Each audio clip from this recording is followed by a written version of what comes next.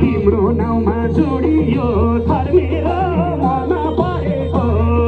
तिमी नै हौ मायालु मन परेको मन परेकै मान्छेको सिउँदो भरेको तिमी नै